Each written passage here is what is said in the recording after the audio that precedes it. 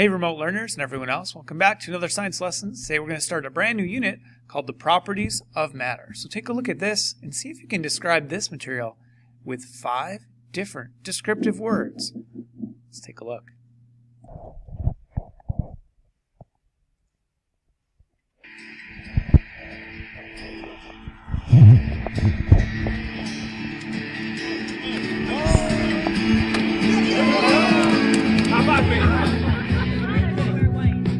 Right now we're mixing in the cornstarch and the water, and we're creating this little thing called a non-Newtonian fluid.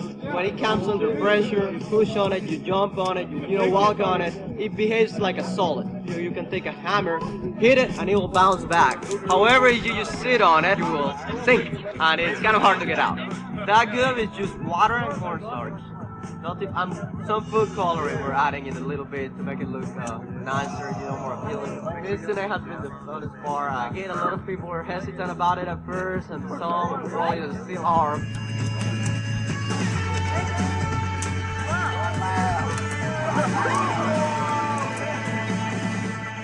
A lot of fun. It does feel like you're walking on water, and hurts a little bit, but when you sink, it's a lot of fun. Getting stuck and trying to get out, because it was an effort to try to get out because it took so long. It was sticky.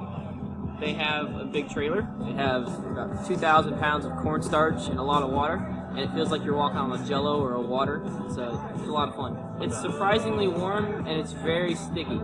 It's actually hotter in there than it is out here right now.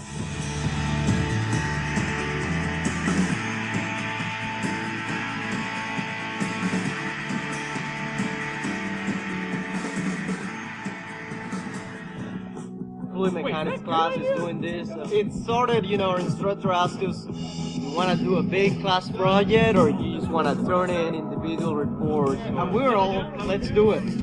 So we decided as a class to do it. We wanted the rest of the campus, the rest of Lamar to see what we were doing over in the department and to see that, it's fun. It can be fun too.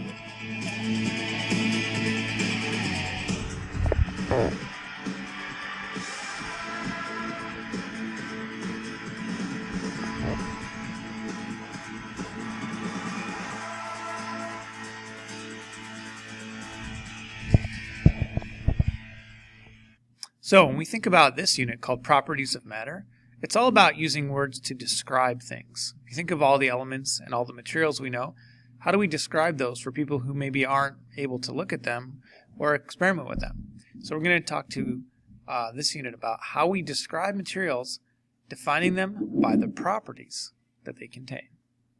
So today we're going to start in our note packet, and if you have one physically in front of you, great. If not, look at the electronic copy of the note packet in Schoology.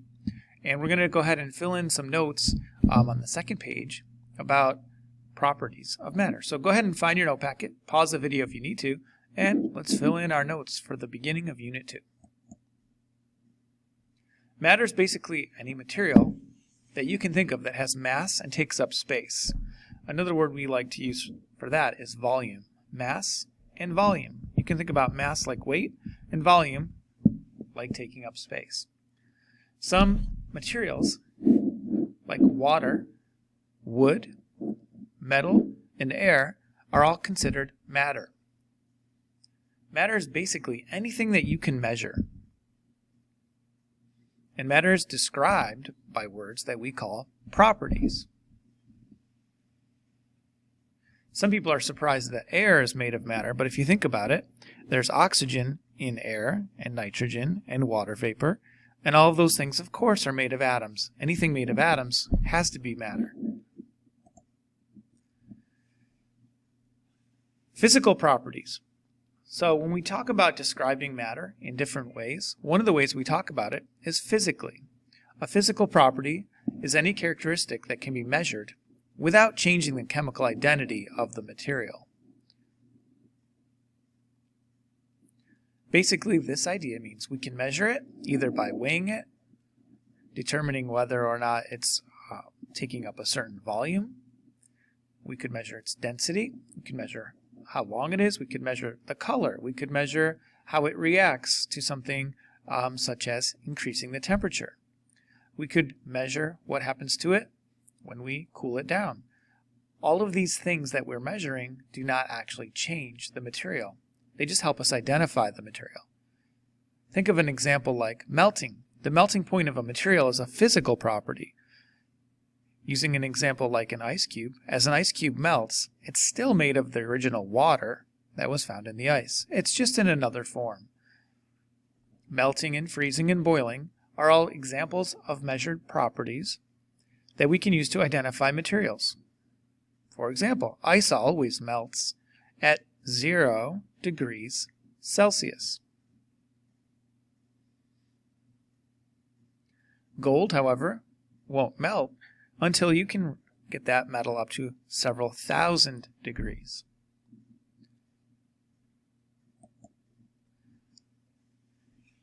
What about chemical properties?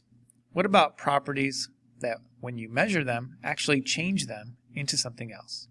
Chemical properties are characteristics that describe the ability of a material to change into something else.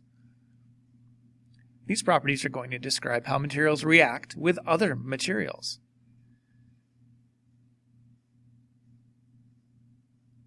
Flammability is a really good example of a chemical property. When you're trying to burn an object, you're trying to see if it's going to turn into something new, a new material such as carbon dioxide and water. Remember, in the last unit, sodium atoms react with chlorine atoms to make something new, salt. The chemical reactivity of an element or a material is a chemical property. In order to measure that, you're going to be changing it into something different.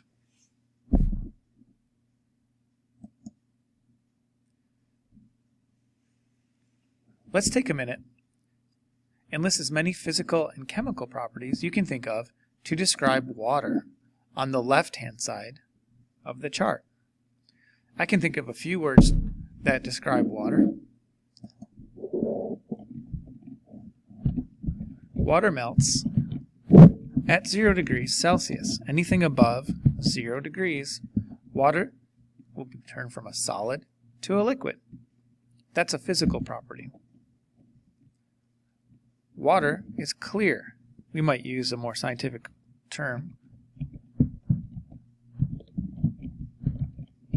Water is transparent, at least in its liquid form. Can you think of any other properties? Water flows. It's a liquid between 0 and 100 degrees Celsius. A chemical property of water is that it doesn't burn. We would say it's non-flammable. Water itself does not catch fire. So now we've listed some physical and chemical properties of water. Let's do some for the oobleck we saw in the introductory video. What are some terms that might describe oobleck? Think of things like physical properties. Color. What state of matter is it? What happens to oobleck when, for example, you run on it, compared to when you don't and you just stand there? Oobleck is cornstarch and water mixed together. It has some definitely unique properties that make it quite different than water. This whole unit is about defining different properties of matter to describe materials and explain them to other people. It might be helpful to have a list of some words that might help you to identify some materials. We call these properties of matter, and you'll see them in the beginning of your packet. Some of these words you're familiar with, I'm sure, and some might be new to you. And these are just a few of the words that scientists use to describe properties of matter. Why don't you go back to your packet and fill in the definition, example, and a picture for conductivity and magnetic. You probably remember from last year, being a conductor means you're able to carry electricity. It also applies to heat. Metal wires or cooking pans are good conductors. If you've ever touched the handle of a hot pan, you'll know that the heat is conducted from the metal surface to the handle. Magnetism means attraction to a magnet. Some metals, like iron, are highly magnetic. Copper, however, is not. So, the property of being magnetic or non-magnetic could help you describe copper and identify it from iron. Both are able to carry heat and electricity. However, copper is non-magnetic. This helps you tell copper from iron.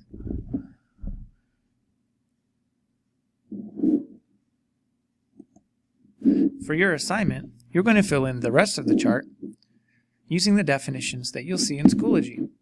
There's also an online location for you to help some other students in your classroom. When you find a definition for a vocabulary word, you're going to add it to this page here. Just double click, and then you can add your definition of solubility, magnetism, or any of the other words to help other students locate them.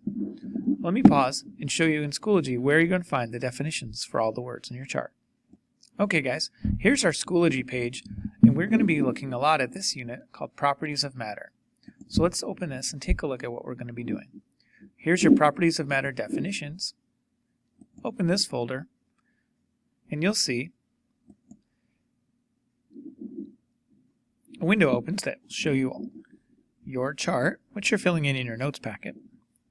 But if you scroll down, you'll see many definitions of all the words that you don't have.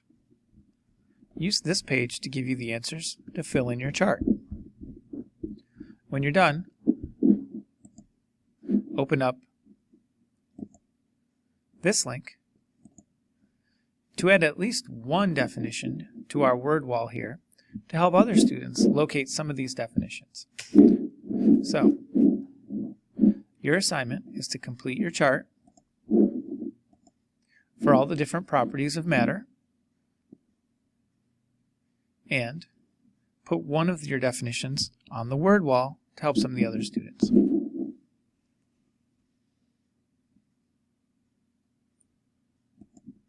So guys, welcome to Unit 2, the Properties of Matter. Hope you find it interesting, and we'll see you next time. Thanks again.